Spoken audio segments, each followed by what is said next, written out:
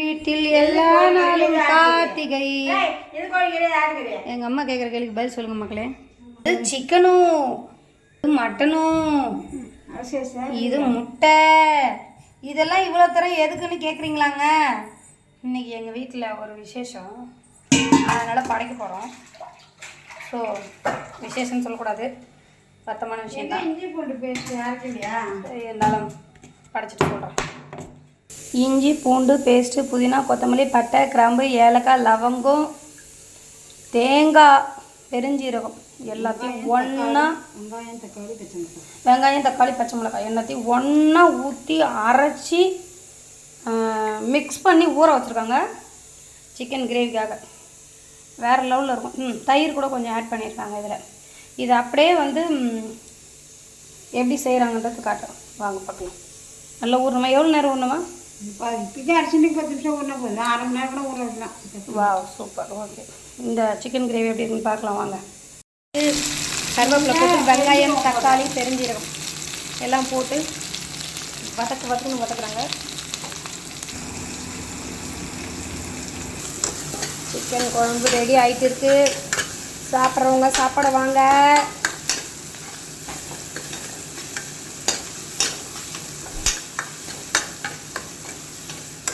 அந்த மசாலாவில் போட்டு முக்கின சிக்கனை எடுத்து போடுங்கம்மா. இன்னும் வெங்காயம் ஃப்ரை ஆகணும், இன்னும் கொஞ்சம் ஃப்ரை ஆகணுன்ற.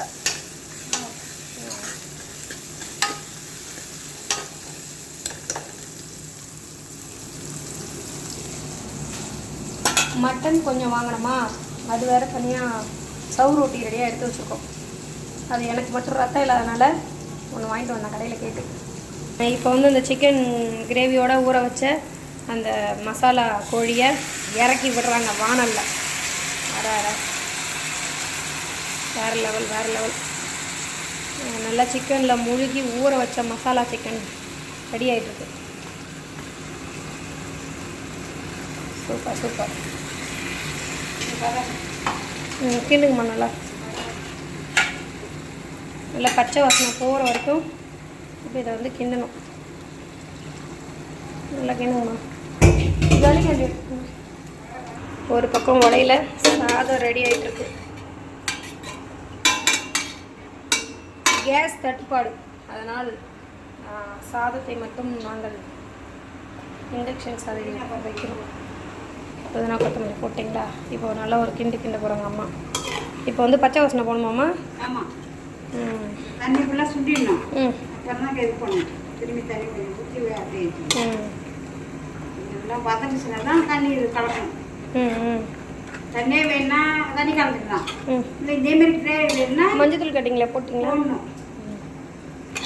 கிரேவி இதுமாரி வேணுன்னா இந்த தண்ணியை மட்டும் ஆஃப் தண்ணியில் ஊற்றினா போதும். தண்ணியாக வேணுன்னா இன்னும் தண்ணி ஊற்றிக்கலாம். இல்லை கிரேவியாகவே பண்ணிவிடுங்க. ஆளுக்கு 2 பீஸ் நல்லா இதை அரைச்சி அதை ஊற்றி கொதி விட்டு அப்படியே இறக்கணும். கொஞ்சமாக நெய் போடணுமாம்மா? இந்தாங்க, நான் நெய் எடுத்துக்கோங்க, லைட்டாக ஊற்றுவோம். நெய் இந்தாங்கோ. நெய் எத்துண்டு வாடா, நெய் எத்துண்டு வாடா அப்படின்னு ஒரு படத்தில் சொல்லுவாங்களே. போதும் போதும் போதும்.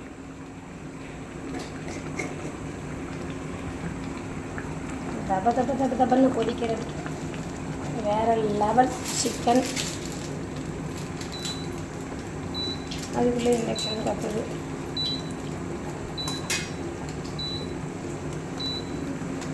கொஞ்சமாக லாஸ்ட்டாக மஞ்சள் வாசனைக்கு.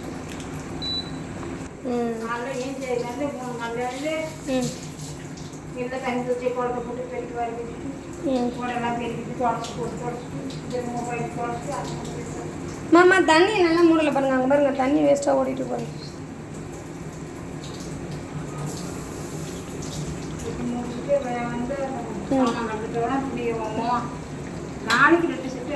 அப்படியே நல்லா கிண்டுங்க. ஓகே, கேட்டுக்கோங்க மக்களே. எங்கள் வீட்டு குடும்ப கதையும் சேர்த்து இந்த சிக்கன் கிரேவியோட எங்கள் அம்மா சொல்லி இது எங்கள் அம்மாவுக்கு தெரியாமலே நான் எடுத்த ஒரு வீடியோ.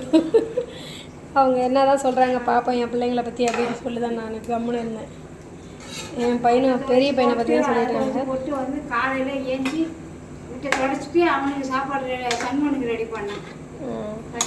சாம்பார் சாதம் ரெடி பண்ணி வச்சுட்டு உள்ள வாழைக்காய் சிக்கன் கிரேவி வேறு லெவலில் ரெடி ஆகிருக்கு. அதில் வேக மாட்டேங்குமே துணி துவச்சிக்கணும். துணி துவச்சிங்கன்னா அது மாதிரி தண்ணி பிடிச்சிக்கணும். ஹாய் ஃப்ரெண்ட்ஸ், இப்போ வந்து மசாலா சிக்கன் கிரேவி ரெடி ஆகிடுச்சி. செம்மையாக இருக்குது. இதை வந்து நாங்கள் படைச்சிட்டு அப்புறமா சாப்பிட்டுட்டு எப்படி இருக்குன்னு சொல்கிறோம். நீங்களும் மறக்காமல் எங்கள் வீட்டுக்கு சாப்பிட வாங்க. நம்ம சேனலுக்கு வந்து சப்போர்ட் பண்ணுங்கள், சப்ஸ்கிரைப் பண்ணுங்கள், ஷேர் பண்ணுங்கள். பாய். தலைப்புலன்னு க்ரீன் கலர் பச்சை கிரேவி, சிக்கன் கிரேவி சூப்பராக இருக்குது. Okay bye.